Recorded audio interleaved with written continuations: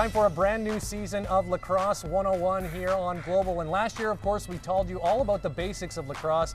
Well, now we're going to dig a little deeper here in season 2. And to start off, I'm joined by Ryan Dilks. Thanks for being here, Ryan. Oh, anytime.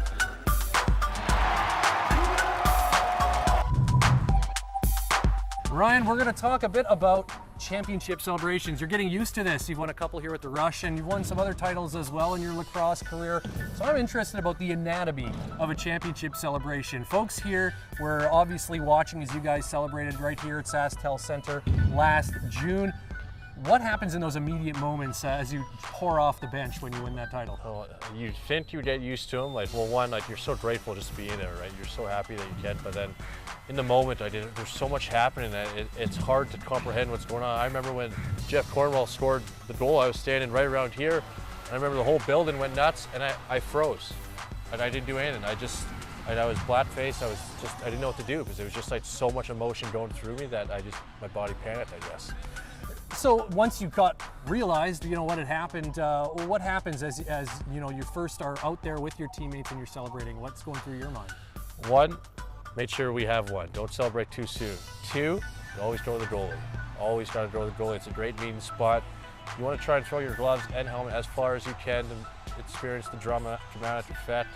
And then, yeah, you just lose control of your facial expressions and you just kind of yell and scream and fluids start coming out in every hole, and it's just a mess. It's really a fun experience. Now, I know fans in this country are well familiar with the traditions of the Stanley Cup being passed around. I'm curious, is there a hierarchy when you're passed around the Champions Cup? Is there an order to things?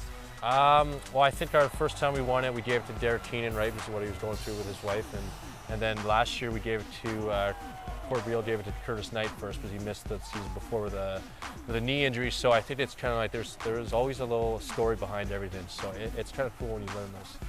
What's it like then when you get your hands on the cup, and what do you do? Are you a lift it over your head kind of guy? Are you run around with it? What do you do with it? I think I'm a lifter right over the head.